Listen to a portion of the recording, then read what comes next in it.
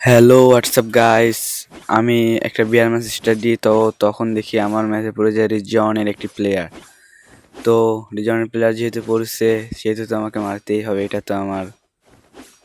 এখন সে যেহেতু পড়ে গেছে আজ তো একটা সে আমার বিরাট টার্গেট। ফাটাফাটি হইব।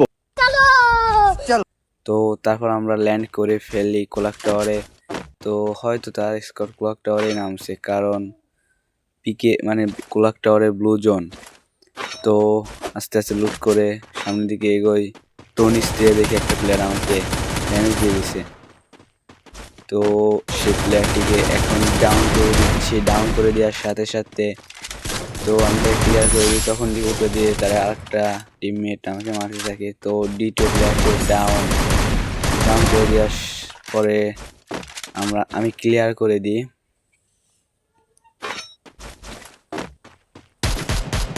তো ক্লিয়ার করে দিলে তার 3 নম্বর টিমমেটও আমাকে মারতে থাকে।